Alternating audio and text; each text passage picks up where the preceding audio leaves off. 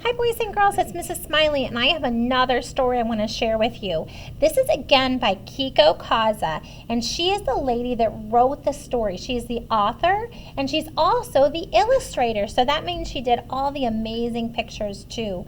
And like I told you before, I got to meet Keiko and she was just the nicest lady, and she was excited to hear how much we liked her books. So anyway, get your listening ears on. Here comes our story, The Mightiest, by Keiko Ksza. Deep in the quiet woods, there was a golden crown sitting on a rock.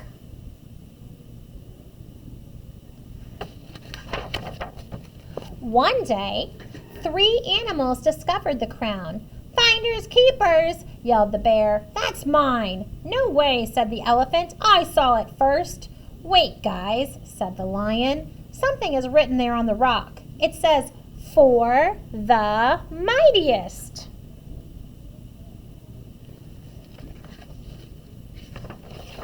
"Well then," said the lion, grabbing the crown, "this is obviously mine." "No, it's not," said the bear. "I'm the mightiest." "Step aside," said the elephant, "and give me my crown." On and on the animals argued, and suddenly, off in the distance, a tiny old woman was walking toward them. Make a prediction, boys and girls. Who do you think the mightiest really is in this story? Do you think it's the lion, the elephant, or is it the bear? Who's the mightiest? "Listen," whispered the lion. "Let's settle this once and for all.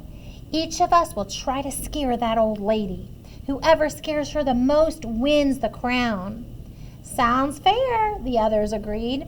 So they hid behind the bushes and they waited anxiously for the tiny old lady to come near. When she finally reached the bushes...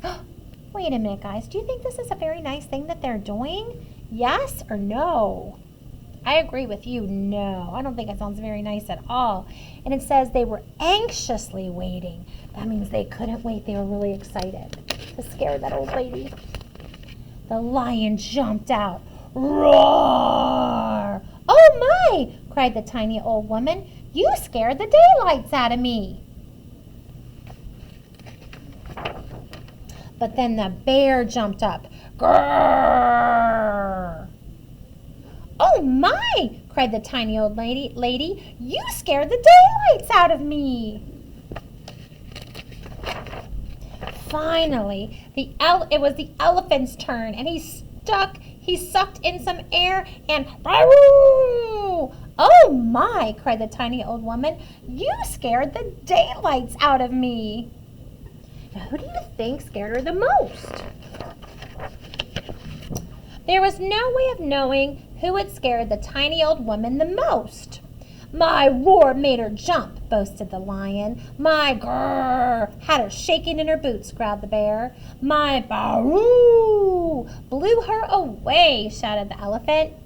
They were so busy arguing they didn't notice that they had company. Now, do you see who the company is in the picture? Do you think it's this little animal over here? Let's find out. Wasn't that animal? Look again. Here, let's go back. Okay, look and see if you see anything. Here's the animal. Now, what's down here? A hand. And we know it's not the old lady's hand because she is all the way over here. Whose hand could that be? Suddenly, an enormous giant towered over them. "Well, roar, grr, baroo on you," he yelled. "I happen to be the biggest and the baddest and the mightiest giant in the whole world. Now give me that crown." Oh my, they look scared of the giant, don't they? I think I would be scared. When the crown was on his head, the giant scooped up the 3 animals. "To prove I'm the mightiest," bellowed the giant, "I think I'll drop you off a cliff." Oh no. "Help! Someone help us!" wailed the animals. But who could help them now? Just then a high voice screeched. Now screech means yelled really loud. "George!" The giant jumped in the air and dropped the three animals and fell to the ground. There, standing in front of the biggest, the baddest, and the mightiest giant in the whole world was none other than the tiny old woman. She was scaring the daylights out of him. So he's afraid of her. George, she yelled, how many times have I told you not to pick on poor helpless creatures? Lots of times, Mama, whimpered the giant. I won't do it again. Honest, Mama, I promise. Good, George, said the woman. I'm glad to hear that. The animals couldn't believe their eyes. They snatched the crown away from the giant. They took the crown away from the giant. And they presented it to the tiny old woman. Surely and positively, said the lion. Without a doubt, said the bear. This belongs to you, ma'am, said the elephant. Oh my, cried the tiny old woman. How flattering. It looks like it fits her perfect too, doesn't it? But, said the woman, I don't really need this. Let's put it back where you found it. Put it back, they asked her. Oh yes, said the tiny old woman. I have my little hat, and that's enough for me. George and the animals looked at her with admiration. The mightiest didn't need a crown after all. As soon as they left, the woods became quiet again. The golden crown sat peacefully on its rock just like before, but not for long.